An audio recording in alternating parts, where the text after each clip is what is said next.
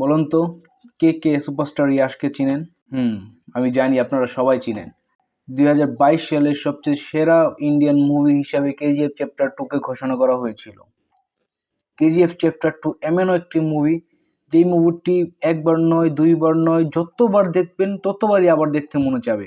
এমন কোনো লোক নেই যে কেজিএফ চ্যাপ্টার 2 কে পছন্দ করে নাই বা একবার হলেও দেখে নাই। কেজিএফ চ্যাপ্টার 2 মুভির পরে সুপারস্টার ইয়াশ, তার নাম ইয়াশটি একটি ব্র্যান্ড হিসাবে পরিচিত হয়ে গেছে। যারা যারা শুধু নাম শুনে যে সুপারস্টার ইয়াশের মুভি আসতে চলেছে বা সুপারস্টার ইয়াশ, তাহলে তারা সর্বপ্রথম কেজিএফ চ্যাপ্টার 2 এর কথাই তারা মনে করে।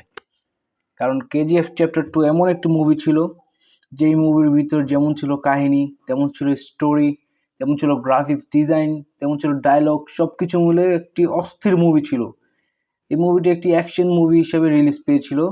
কেজিএফ চ্যাপ্টার 2 এর সুপার হিট হিরো ইয়াশের নতুন একটি মুভি আসতে চলেছে, যার নাম হচ্ছে টক্সিক।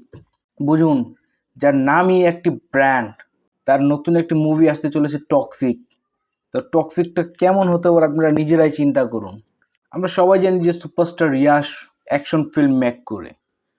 তো এই টক্সিকও ঠিক এরকমই একটি মুভি হতে চলেছে, যা থাকবে অ্যাকশন থ্রিলার মুভি।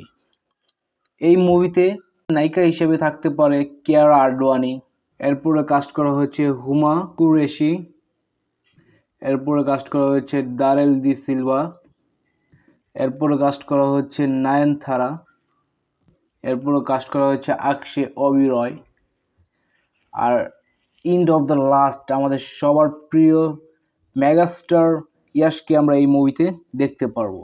এই মুভিটির ডিরেক্টর হলো গীথু মোহনদাস এবং রাইটারও তিনি নিজেই। এই মুভিটি রিলিজ পাবে এপ্রিলের 10 তারিখ 2025-এ। ততক্ষণের জন্য ওয়েট করুন এবং নিত্য নতুন মুভি সম্পর্কে জানার জন্য আমাদের চ্যানেল শুভ এক্সপ্লেনারকে সাবস্ক্রাইব করে রাখুন। ধন্যবাদ।